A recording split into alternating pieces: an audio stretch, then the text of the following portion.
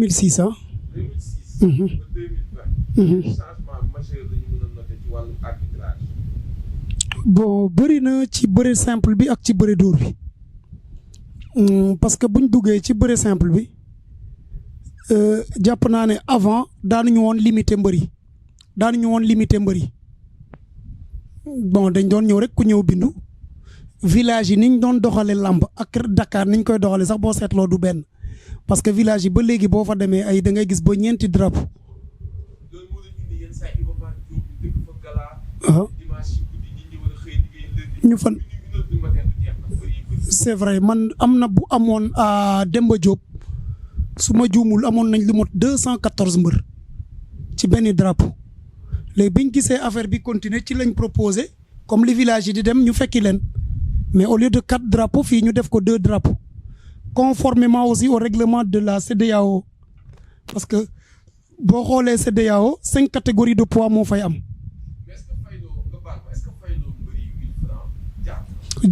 loolu c'est une erreur man nee naa bokk na ci erreur yi nga xam ne CNG def na ko bokk na ci xam nga non mosuñ ci ànd ñun arbitre mosuñ ci ànd xam nga ñun li gars yi di réeree mbir mooy du liñ doon nangu yëpp ak liñ doon bañ yëpp lañ doon fësal parce que ñun duñ woon wax sax pratiquement ci presse bi mais comme am na réunion CNG fa muy amee muy bureau CNG lundi bu nekk ñoom ñu ngi fay daje. te ñu fay teewal aussi def ñu fay teewal ci ak suñuy kàddu muy Sitor donc mercredi ñun dañuy def réunion chaque mercredi de et on est la seule commission du CNG ay commission la mais ñun rek ñooy commission bi nga xam ne saison bu ubbee ba saison bi tëj alarba bu jot ñu daje réunion xam nga ñooñu ñu doxal lamb la parce que alarba bu jot ñu def réunion nga arbitrer ou pas da ngay ñëw fekkee évaluation bi ñan ñoo nekkoon Adrien Senghor ñan ñoo nekkoon stade Iba Mar ñan ñoo nekkoon arène nationale lu fa xew ci affaire arbitrage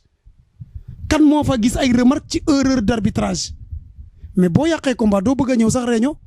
lu nekk da ngay foog ne gars yi dañu farak mbër mi nga yàqal donc loolu yëpp ñu koy def suñ bu laajee ñu aj la ñun ñu aj la suñ biir nga toog ay weer wala ay semaine dootoo arbitrer yeneen gars yi di arbitrer ngay seetaan pour nga jàng ci erreur boobu bëri na. du ma ne victime sax. est-ce que il y a déjà un arbitre boo xamante ni noté ngeen il a été corrompu. bon biñ ne noté nañ ne il a été corrompu CNG ñoo ko wax mais du ñun arbitre gisuñu ne tel arbitre a été corrompu mais ay mbër ci li ñu dégg ay mbër ñoo bind au niveau du CNG ne tel arbitre da leen di laaj xaalis cité ci ñaari arbitre commission bii nga xam ne mooy aj règlement et discipline woo arbitre yooyu déglu leen après ne da leen di raje parce que fait yi ñu leen reproché dañ ne dëgg la ñun niñ ko déggee noonu lañ ko déggee arbitre yi bañ demee aussi ñëw nañ wax ne lii ak lii ak lii mais xëy na firnde ya ñu jox commission boobu ba mu raje leen xëy na firnde yu leer la parce que du ne man ma nga contre ma rek nga nekk mbër nga dem ne Malick mii dama koy jox arbitre ci loolu kese ñu aj la non il faut que nga am preuve yu war a leer ne effectivement diw mii da lay laaj kii xaalis du jeex ma jox la xaalis bi du jeex ci télé laay waxee du jeex te su ma doon lim du jeex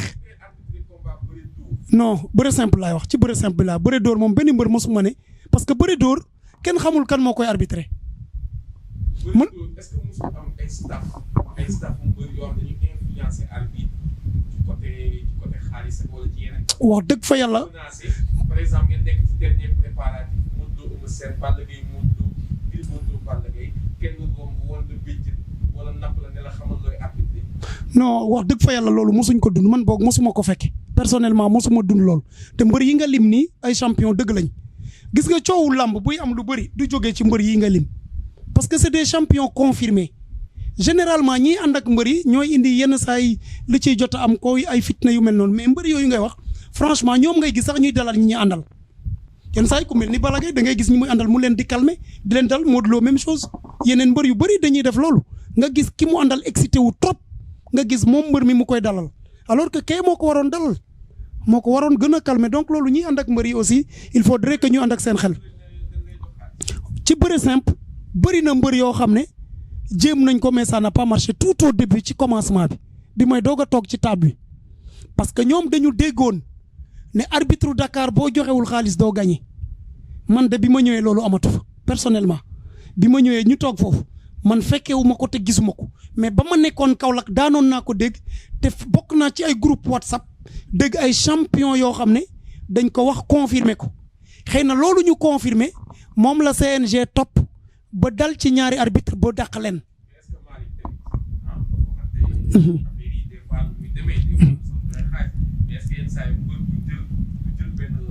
waaw.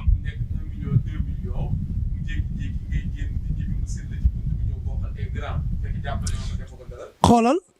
loolu man personnellement ci télé laay wax ay mbër yu bëri def nañ ko ci man mais xaalis ba xaw ma sax couleur ba nu muy mel dama koy naan boo ko bu ma la yóbbu woon CNG li ma wax ci télé la de mbër yi may seetaan dinañ xam ne lii dund naa kook ñoom jël dara ne da lay jox ma ne ko téyel sa xaalis man lu ma yëkkati jox la moom laa tal mais yëg xalaatuma lu ma la jox mënoon naa lim sax parce que ñooñu du dara man bañ koy def dañu bëre ba pare gagné ne am joxal mbër yi paas man maa ko joxal arbitre yi paas far waa ji ñëw daanu ci man ma ne ko saway fii benn arbitre du jël dërëmu benn mbër dem ba ci mbër mi ne ko xaalis bi nga yónni booy boobu benn arbitre jëlu ko jëlal sa xaalis nga dem ñun yow da ngay ñëw bëri si ñibbi neen ñu daan la premier tour nga ñibbi benn arbitre du la jox paas parce que lamb dafa métti donc du tey nga gagné di jox arbitre paas non non arbitre yi am nañ per jom yu ñu leen jox lu mu tuuti tuuti ci la ñuy yem mën naa ne depuis 2010 ba tey wala 2010 bi nga xam man 2012 laa commencé toog ci table bi mais man depuis ba ma commencé toog table ba tey benn arbitre mën naa waat ne gisuma benn arbitre bu ñu jox xaalis en tout cas du Dakar loolu moom je le maîtrise mais avant nag mënuma waat la doon xew ci ginnaaw. non loolu du man rek ñun ñëpp ko xeex parce que yow bës dafa métti par exemple ñuy saaga journalistes yi naan journalistes yi ils sont corrompus te mu leer la ne yow sa dignité mayu la yow ñu corrompre même boo doon xiif ba dee sax xalaatoo jël xaalisu corruption mais am na mbër yoo xam ne dañ koy bëgg a def ci yéene tax yéene la ko te yàlla tax yaakaar ne yow si li ngay liggéey gis naa ne amoo ci dara mais am ma bokk ak yow lii sens boobu boo ko jëlee doo blâmer mbër mi mais terewul du occasion pour ñu jël ko. du occasion mbër yi ko doon man am nañu ko tante gagné naa fi benn ko am na benn lamb bu am Ibamar mbër bu mag gagné ko xaw ma 2 millions la xaw ma taal sama moto bi mu di ñibbi mbër mi tëb rek yéeg ci kaw ma ne ko wàccal ni ma ko waxee wàccal sax moom dafa ma ne ko noo wàccal fekk day daw gars yi ko topp mu leen di jox paas ma ne ko yow nga gagné lamb yéeg sama moto ma la yóbbu ku ñu rom mun naan ñoom ñaar yàlla tere xalaatuma ko moom sax xam naa ne moom la du intention waaw mais ci télé laay wax amul benn mbër bu mun a toog ne Malick mii jox naa ko xaalis billaahi wallaahi am na ñu ko tante nag lañ ci jublu moom xaw ma ko mais mosuma jël dërëmu mbër.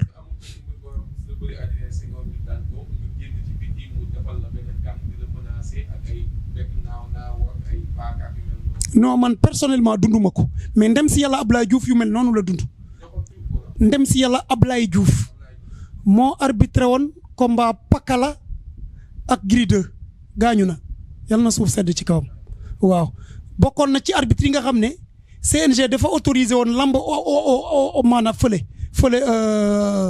en Côte d'Ivoire ñu jël bus CNG autorisé bus pendant ce temps Mali mu ngi ci guerre pour won leen ne li ñuy ñaxtu dafa yàgg bien vrai que dañ koy doog a fësal mais yàgg na ñuy bind ñu teg leen ci condition yu métti ñu voyager par bus dem ba Côte d'Ivoire aller retour ñii bi ñu yeggee sax mënuñu arbitre ndax tànk yi néew yi bi ñëpp see am na ku ci feebar yàlla dogal na ci feebar boobu la jaar ba wàññeeku billaahi Aliou Diouf yàlla na suuf sedd ci kawam li ma wax yëpp ci télé laa koy waxe bi mu ñibbisee la jabetam bi affaire bi daaneel ko ci la tëdd ba tey jógul mais loolu dafa métti bien vrai que ñoo ko nangu woon parce que amoon nañ droit bañ a dem ñoom arbitre yi certes xëy na aussi feebar ba ci coono ba la jaare mu tëral ko mais yooyu yëpp bu fekkoonte ne ñii teg nañ leen ci condition yu baax yooyu mënoon na ñàkk loolu yëpp mënoon na li ñuy wax nekkul ñun nañu dàq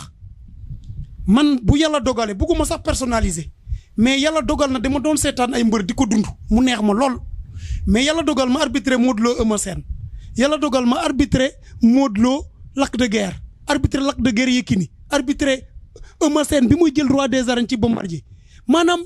képp koo ma lim ci ñi téye lamb ci yàlla dogal na sifflé naa seen combat yàlla suturaal ñu. waaw Eumeu Sène bi muy jël roi des arènes man la bi mu koy ñàkk man la yàlla dogal na man la ma koy nuyu au passage donc dem def championnat d'Afrique def 6 championnats d'Afrique dem drapeau chef de l'État buñ ma dàqee mu yem fii sax je me sens fier satisfait déjà te loolu mooy Babacar mooy Sitor. déet man kay dàq nañ ma ba pare man kay tribune ba laay toog buñ ko fekkee jàmm dagg bi seetaan di dund di déglu mbayang comme ñëpp waaw. en tout cas daal ci changement yi ma doon wax effectivement changement yi exactement ci bëre simple bëri na yoo xam ne ci jàngatu arbitrage la parce que dafa am solo ñi ñuy wax ne ñoo jege mbër yi ñuy entraîneurs yi mooy staff yi bu saison di ubbi jar na ñoom ñu approcher la commission centrale des arbitres ne soxla nañ genre journée d'arbitrage sax nga def ko ak poulain yi da ci am solo parce que yow mi lii règlement bokkul ak ki koy appliquer sur le terrain mën ngeen bañ a bokk gis-gis parce que texte yi benn la mais interprétation bi mën na wuute comme kii interprété mooy siffler mooy joxe dogal ñoom nañ ko gisee baax na yéen ngeen xam ko mais loolu écurie bi moo ko mën a sakku commission bi déplacé wu fekki leen on a toujours ouvert nos portes pour les lutteurs. On a l'impression qu'à un moment donné arbitre yi donc vous ne communiquez plus parce que. gis nga parce que man maa ngi fàttaliku. Gris Bordeaux kàddu gi bu ci pour yi amee. ba ñu toog Gris Bordeaux defet su ma juumul Sitor moo doon arbitré. mais Sitor bi ñu ko tàllalee micro dafa expliqué. mais ñu dem ba léegi làmb day jaxasoo. arbitre du wax dëgg la Sitor tey jii pour nga jotoon ko. mais c'est tout un problème. dëgg la doo gis mu communiquer fenn du ci làmb du ci dara. yow doo communiquer. ci dëgg la lu jaxasoo du ngeen communiquer mais c'est un problème tamit. loolu c'est le problème du CNG c'est l'éternel problème du CNG. CNG moo leen tere woon communiquer. communication yu bëri même ba télé booy dem da ngay tàggoo. nooy communiquer jël bu am ba pare. ci géew bi erreur bi ci amoon li tax gars yi tiré ci conclusion bañati compliqué commenter à chaud. pour la boobu fekkee wu ma ko mais histoire biñ ma raconté au niveau de la commission centrale des arbitres il s'est trouvé que dafa amoon benn combat bu amoon chute bi am na ba pare chute bi dafa am ba pare gars yi tendre micro bi arbitre boobu arbitre bi li mu expliqué bi ñu xoolee image yi dafa sori trop ak li arbitre bi expliqué donc loolu du coup ça met à nu le corps parce que peut-être moom la mu gis wala mën na am juge ñoo gisoon chute ba wax ko ne lii daanu na diw moo daanu ñu yëkkati victoire mais comme tendre nañ ko micro mu expliquer chute boo xam ne wuute na ak li nga xam ne moom lañ visualiser donc les gens se sont dit que pour ne pas commettre ces erreurs il faut plus communiquer à chaud. ah mais est-ce que loolu rek la est-ce que tey jii tamit quand même bu ngeen demee ba joxe jël man maa ngi fàttaliku Tapha Gueye da doon daan jël yu leer. waaw image archive yi ñu tàllal micro arbitre bi ñëpp yooyu macha allah. ñu joxe explication yu leer. mais ci erreur yu arbitre yu njëkk yooyu li may wax ni ci arbitre yu njëkk yooyu la commencé ñoom ñoo ko arrêté man bi ma ñëwee dama fekk arbitre yu njëkk yooyu ne ko loolu buñ ko defati parce que. diw def changement majeur bokk na ci avertissement yi léegi mën na tax nga am défaite wala nga am victoire. ci bëre dóor yi la gis nga bëre dóor yi dafa am changement yu bëri yi nga wax ci diggante bi bëre simple bi laa nekkoon sax mais bëre dóor bi bëri na ay changement yoo xam ne entre 2006 ak léegi ñëw na ci avant boo doon seetaan lamb benn tour nga doon gis sàkk benn pour tour sàkk moo doon wër géew ñu seetlu ne règlement bi dafa ne action bi bu commencé ci biir jeexee ci biti chute bi c'est valable. merci beaucoup léegi nag ñu dem ba ci biti bi kenn xamatul fan la yem parce que ci biti commencé ko ci biir jeexee ci biti mën naa la jëlee ci biir nga génnee ci biti 1 pas ndax foofu la jël bi nga génne ci biti 4 pas ndax foofu la chute bi amee à la longue dootoo xam ndax lamb ji ci géew bi la wala ci biti la. ñu ne léegi nañ ko def 2 délimitations comme ça se fait un peu en lutte olympique dañu am ay tapis am na partie boo xam ne partie jaune la am na partie bleu am partie boo xam ne kii la donc ci ñetti parties yooyu la ñuy limiter léegi bi ñu defee 2 sacs copier un peu sur la lutte olympique lañ ne action bi bu commencé ci biir mbër mi daanu ci diggante ñaari saaku yi chute boobu c'est valable action bi bu commencé ci biir mbër mi résister ba génni 2e pour de sac bi bu daanoo to it c'est pas valable mën naa la renvoyer ci combat boo xam ne maa ko arbitre mu bëri coow ab public bi saagama lu ne te fekk règlement boobu moo doon doog a ñëw ñu koy appliquer Naaru Sogas ak Marley maa ngi leen di nuyu au passage Naaru Sogas ma Naaru Sogas daanu na daanu boo xam ne dem na ba mu ngi doon ñibbi maa ko woone ñëwal je vous assure pour moom c'est jeex na sax moom daanu may saluer Marley nag fair play bu mu woone keroog parce que à chaque fois bu ma nee bërewaat rek day taxaw keroog bu daanu waatoon mën na indi coow te règlement la bu commencé ci biir daanu ci diggante saako yi chute bi dee c'est valable mais bu résister ba daanu ci ginnaaw saako bële dañ ne c'est pas valable loolu am na fa yow mi def action tamit bu dee dugg nga ci diggante ñaari saako yi nga defe fa action c'est pas valable parce que génn nga ba pare déjà paramètres yooyu yëpp nag arbitre bi di koy tenir compte ñaari saako yi rek la problème yu bari moo réglé nag parce que boo xooloon Zos booy ñëw nga xoolaat ama neex Lac Rose benn saako jàngat yooyu yëpp tax na parce que boo xoolee ama neex Lac Rose arbitre ba dafa bañoon chute ba bi ñu daanu jee ba ca chronomètre arbitre dafa bañoon chute boobu ama neex Lac Rose bi ñu ñëwaatee ci biir géew bi Lac Rose daan ko foofu ama neex dugal recours ñoom formal ma leen di nuyu au passage ñoom aussi ay champion yu mag lañ bi ñu jëkkoon recours ñu ne chute bu mu njëkkoon def valable na CNG validé ko booy ñaasos gis nga ni mu demee Eumeu Sène Gris Bordeaux boobu gis nga ko côté pourtour de Saki beneen bi avant combat Baboy ñu bëri ñu ngi doon sikk si toor nga baal ma balaa ngay dem loolu réglé wul problème Siteu ak Zarko te Siteu ak Zarko su ma dugg ñaari saak la waaw xam nga dafa am yoo xam ne parfois c'est l'interprétation de l'arbitre erreur mën na am ci arbitre comme mën na am ci juge ci boppam mën na def arbitre dugal ci arbitre mais loolu ñun ñoo koy xam suñu biir parce que ñun suñ communication boobu suñuy biir la yem arbitre bi mën na gis ne bi kii di def action ñaari tànkam yi génnuñ saak soit benn saak la génn benn tànk la génn waaye benn tànk bi mu ngi ci biir ci lecture de jeu en un temps te mën na ci juum comme mën na ci def noonu action bi mën na jàpp ne waa ji bi muy amorcer action bi benn tànkam mu ngi ci biir mais beneen tànk bi génn na mais bu fekkoon bi muy amorcer action bi ñaari tànk yëpp ñu ngi ci diggante saak chute bi même bu gagné c'est pas valable. donc problème interprétation. loolu mën na nekk problème interprétation. foofu yaa ngi doon dugg ci Baboy su ma jublu Tapha Gueye nga ciy teg. voilà boobu noonu ñu bëri amul lu ñu yëkkul si toor parce que moo ko arbitré woon. yàlla dafa dogal yàlla dafa nattu si toor daf ko nattu ci combat yu bëri yoo xam ne peut-être règlement bi prévoir ko woon situation yooyu dal ci kawam. daf cee yàgg moo tax. merci beaucoup Baboy Moustapha Gueye boobu règlement bi motu xam nga règlement day adapté wu ak situation football waxoon naa ko keroog football xëyul nekk nii. mais est-ce que boobu tamit Sitor waru leen wommat ba ñu xaw a jàkkaarloo mu soog a si. même ponkal bu la ëpp doole mënoo ko wommat. sëriñam bu ko nee fii ngay taxaw. waaw non la pour nekkoon ñëwal diri xaw ma da koy diri xëcc ko. waaw.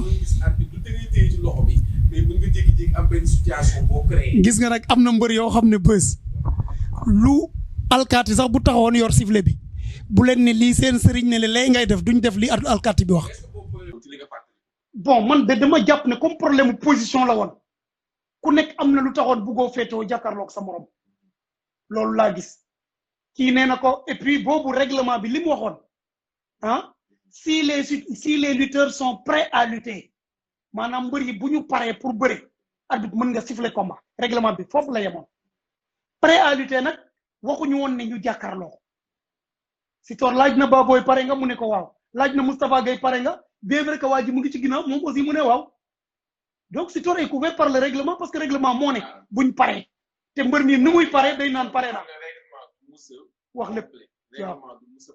ci lañ yokk loolu nag dafa am lu ñu woowee esprit la lettre waaw esprit nag mayul woon Sitor siffler combat boobu bon moom en tout cas moom fa mu weer woon ca règlement am la weer woon mbër yi bu ñu paree bu ñu la ne ils sont prêts à lutter yow règlement may na la nga siffler wax naa ak mbër yi pour ñu tourner ñu bañ mu laaj ku nekk ndax pare nga mu ne waaw mu siffler kii daal mu joxe jël dem yoonam ci la CNG dugal maintenant ne ko bu mbër yi pare il faudrait que les lutteurs soient prêts à lutter et se font face foog ñu jàkkaarloo ci lañ yokk se font face boobu am ñu yokk ko ci nga demaat ci beneen bi avertissement yi avant dañ ne woon jël rek il faut nga daan sa adversaire jël rek wëlbët gën donc gars yi dem Moustapha Gueye Yékini am moo tax mbëri mag yi bëri woon nul dëgg la mbëri mag yi ak ñu bëri woon non c'est vrai parce que yow boo daanul nit mën nga ñëw ci combat man bu dee woon léegi yow yoon mën nga jël combat ak ku la neex ak Franc. Reug-Reug mën nga jël Reug-Reug mën nga Franc njaago la de. Reug-Reug taay gis naa ko muy sotte ko ay butéel bi waaw ñu nuyu guy gi au passage ñoom ñëpp ñu ngi leen di nuyu quoi waaw mais waaw mais xam nga ne yow boo jëloon avance Reug Reug ñu la l'essentiel bu mu la daan mais du la daan bu nee nii nga génn saako yi te boo amee sans avertissement it dara du am donc règlement bi avant c'était ça avant duñ na woon kii moo ëppale avertissement même bu temps rek lañ doon bëre bu temps bi jeexee on déclare le match nul ñu def ko xool ci Moustapha Gueye mu am 11 avertissement Yékini am ñaar ñu déclaré leen match nul donc depuis keroog waaw nga am 2 mais il a raison loolu logique mais logique sportive sax nangu ko mais il avait raison aussi à juste titre mais xëy na ñoom gisuñu woon ne avancé wu loon à ce niveau mais la logique voudrait que depuis loolu lañ ko ci yokk dafa mel ni làmb dafa gënoon jege football. waaw sport de combat. c'est ça sport de combat boo dominer nit ki. mun nañ la jox victoire mais football dominer taxul boo dugalul ay but doo gagné. gis nga à partir de situation boobu la CNG yokk ne maintenant ki ëppale avertissement mooy ñàkk mu yokk ci aussi ne avertissement yi dootul yegg sax en bëre dóor dootul dépasser 5 avertissement ku jëlati 5 avertissement ñu disqualifier la combat bi yem foofu bu dee bëre simple ñu ne 3 avertissement mais bëre simple boobu aussi temps bi yëpp dañ ko réduire. parce que foofu gars yi dañ doon bëri mën nga di fanaan di bëri ba combat boo xam ne presque day defa 1 heure de temps même fii yëpp dañ doon dem ci yooyu yëpp léegi ci la gars yi dem réduire dans le temps donc am na jéego yu bëri yoo xam ne ay situation ñoo ko indi. mais jéego yooyu macha allah arbitre ci liggéey am chaque fin de saison ñun dañuy proposer envoyer leen ko commission règlement et discipline moo koy proposer CNG ñoom ñu dugal ko ci seen règlement mais ñun li ñuy proposer dagg xaalis bokku ci dama ko bëggal parce que ñu bëri dañuy naan. arbitre ñoo doon liggéeyal CNG ñu dagg seen xaalis non ñun bañ gisee bañ dugalee ci règlement bi ne Moustapha Gueye Yékini léegi match nul la woon te kii am 11 avertissement kii am 2 ñu ne ku gagnéti ki ëppaleti avertissement moom mooy ñàkk ñun avertissement yi ñu wax moom la ñuy valider sur le terrain sotti nga nit galaaj on te donne un avertissement génne nga ñu jox la bu temps bi jeexee te nga ëppale avertissement nga ñàkk combat ba fa la ñeem. changement majeur bi nga xamante ne am na ci monde sport. mooy VAR dafa am ci basketball. am ci football am ci yëpp mais dafa mel ni fii les arbitres de lutte sont tellement puissants ils font la loi yéen daal yéenay jaay doole ba fu mu toll nii soxla woo leen VAR yéen li ngeen wax daal mooy am mais fu ngeen ko teg. te yeneen sport yi di évoluer ba indi VAR yéen lu tax yéen du ngeen indi VAR. bon bu dee woon CNG arbitre yi ñooy teg règlement kon su boobaa buñ ñu waxee ne yéen a ko def kon dans ce cas dinañ ko mën a accepter mais ñun règlement bi daf ci bëri loo xam ne ñun sax ñun on a proposé des choses yoo xam ne. pour améliorer règlement bi te jëlaguñ ko en compte ba léegi gis nga arbitre bu sañoon bu arbitré ba pare bu demee bu tëddee nelaw parce que dara gënul métti nga arbitré yaakaar ne li nga def noonu la ngay ñibbi ñu lay saaga ba télé bu nekk lamb ji di jàll dina jàll ci semaine bi yëpp day el di jàll dootoo bëgg a gis sax combat bi te pourtant da nga juum te yàlla tax te yoo ko mais arbitre boobu buñ ko newoon li nga juum léegi kaay nga xoolaat ko nga joxewaat position ñu defal la ko au ralenti. parce que nag affaire c'est pas simple ñi nga xam ne en un temps réel ngeen ànd sa jël boobu nga bëreeg saa waay xaw ma xamee ma waaj mais combat boobu en un temps te mën nga am 100 interprétation yu bokkul ci tàng-tàng bi ñu bëri nañ ne diw kii ne diw te gis nga ralenti sax ñu ngi werante même ralenti ñu ngi werante ne diw la imagine nag ci tàng-tàng bi nga war a jël dogal donc vraiment il est grand temps. ay bu ñu defee règlement Dakar warul yem Dakar si région yëpp la war a yem loolu man je pense que loolu c'est pas ça la solution. technologie dafa avancé man comme tous les arbitres. tous les arbitres koo wax VAR du ko gëmee moo ko gënal donc du ñu mës a opposé wu ci VAR benn di nga arrangé arbitre bi ñaar mbër mi dootul joxe recours 25000 parce que balaa muy ñibbi dina am lu ko leer ñett supporter bi encore dinañ ki am ndam au jour dina ñibbi jubilé au temps réel. ki moom drapeau ba yóbbuwaale ko këram mais loolu yëpp nga bëgg ko xañ ay nit parce que nee nga technologie bi am fii mën na am amul fongolemi boo fa demee am na ñu yor ay téléphone di caméra di filmer di def lépp donc lamb et puis à plus forte raison les grands combats où on a investi des millions yàllaa ñuy sutural combat yu mag mi yàlla def yu bëri am yoo xam ne jël yi day leer mais imagine par exemple lu toll ni combat royal nga xam ne mbër mi ay millions la ci def dem na France dem na INSEP def lu ne wala dem Espagne dem fu ne dem États-Unis def mystique am dugg fu ne dugg ci yow nga ñëw sa sifflet kese ah soit yow xëy na tu n'es pas de bonne humeur wala boog ndekki woo comme ni ko Balla Gaye waxee ñii kay moo tax ñu ngi yàkkam ci maa ngi koy nuyoo passage donc xamoo ndax kii erreur bi mu def teyu ko wala tey nag nga yàqal mbër mi coono boobu yëpp mais imagine loolu te loolu mën na arriver ça peut arriver à tout moment VAR bi bu taxawee bu dee erreur la ñu def visualiser image public bi xaar arbitre ñetti arbitre dem xool ko buñ xoolee ils vont se concerter joxe la bonne décision public bi war a am victoire ñu beeg victoire am kenn du joxe recours kenn du joxe xaalis loolu je pense c'est la meilleure solution ah même mën CEDEAO day am CEDEAO da ngay gis écran géant ñu teg ko foofu sur place on met un recours ñu visualiser ci écran bi ñëpp xam ne diw moo gagné ñu joxe victoire sur le champ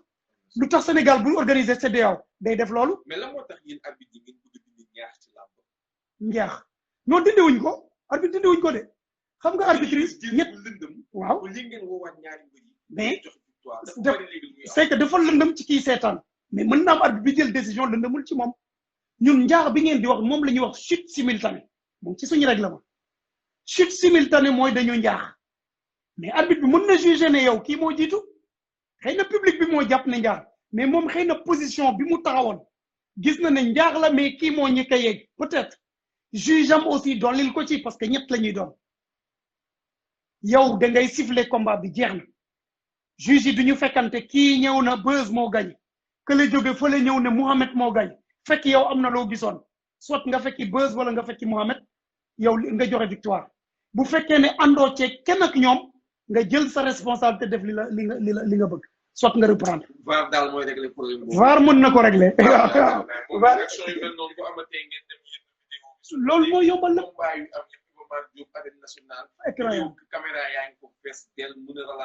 lu mën a nekk la loolu moom benn arbitre du ko rejeté. mais Malick est-ce que yéen tey yow booy arbitré Modou Lo Eumeu Sène wala nga doon arbitré Modou Lo ak Eumeu Sène plutôt ak Bombardier dégg naa ni sax yéen da ngeen ñëw ba ci biir géew ba ci ngeen di xamee ni ko war a arbitré. dëgg la waaw parce que même si yàlla suñu loxo yàlla. waaw ndeysaan waaw dafa mel ni moom rek mooy xam kan lay gis. moom mooy. moom moo nekk président des arbitres. bon en fait ci CNG commission des arbitres dafa am ay pàcc. Sitor mooy président bi mais commission yu nekk dafa am ku ko yor Babacar moo yor bëre simple il gère les arbitres en lutte sans frappe Ñoxor mooy gérer arbitre ci bëre dóor léegi ma nekk secrétaire général. Ñoxor moo leen doon jiital Ñoxor mooy tànn sax. ban instant lay tànn ku war a arbitre. moom déjà bu lamb ji nekkee dimanche mercredi la ñuy def réunion ñun sax sans lamb bu mag ak bu ndaw chaque mercredi la ñuy def réunion mais chaque mercredi dañuy ne dimanche samedi muy bu mag ak bu ndaw dañuy désigner arbitre yi foofu bëre dóor diw bëre simple diw léegi nag ci combat yu mag yooyu ci la Ñoxor di wax ne diw dimanche diw nga ñëw chrono ça fait 4 arbitres ak moom miy supervisé moom arbitre la moo tax muy superviser arbitre yi il a fait la formation réunion yi da koy fekke def ñuy jubbanti dañ ko daan jubbanti ci ay parce que fekk nañu ay arbitrage am ak yëpp ñu ñaan suuf sedd ci kaw voilà donc ak yeneen bëri na sax Yékini Tyson nii arbitré na est-ce que arbitré wul Tyson am na yu bëri na trop ndeysaan voilà bëri na ko ok waaw sa taalibe Cheikh Sadibou la de Cheikh Sadibou ndeysaan dëgg la waaw gëm-gëmam la rek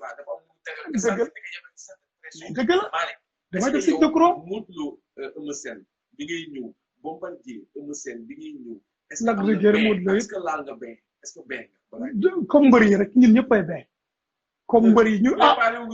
man day wax dëgg yàlla boof laa dëkk boof ci jaxaaw siin la dëkk au cœur du Sine donc bu ma leen ne man du ma laal benn wax dëgg yàlla ku dëkk boobu dina naan kii li may wax gëmu ko kon yow da ngay buñ ma mayee lu ma aar sama bopp ñu may ma ne lii mën nga aar parce que nag maa ngi ko doon wax benn sëriñ bu mag woon na ma ne yéen yàlla moo leen di aar parce que bu ngeen xamul li ñuy suul ci biir ngeen di dugg ci biir ñu leen di ëf ay poudre di leen sotti ay butéelu ndox ak lépp wax dëgg yàlla bu ngeen ko xamul yàlla rek moo leen di aar donc loolu boo ko gisee waxuma sax bët écran yi lay seetaan ak yeneen mais yooyu yëpp bët ak lu ne ñun ay africain lañ ah ay làmmeñ bët yëpp yàlla du ku nekk day ñaan yàlla musal la ci loolu waxatuma nag ngay pénétrer ci milieu boo xam ne da ngay woo ñen ñi sax ñi moon dugg ci biir da ngay gis drapeau kilifa ñëw nekk parrain bi ñu bëgg leen dugal ci géew bi duñ ñemee dugg taxaw ci pegg bi ne la parce que xëy na am na lu ñuy xalaat ne ñu ngi koy suul ci biir mën nga jóge xëy na liggéey boo xam ne moo ko mën nga jaar xam nga risque yooyu yëpp passion moo ñu ci dugal donc boo ca demee ku mel ni Beuz am xam-xam ne la am lii booy dem sanguwaale ko da nga koy sangu am lii takk ko da nga koy takk donc kon Boucar Lutte TV daf may jox ay bagage ma sant ko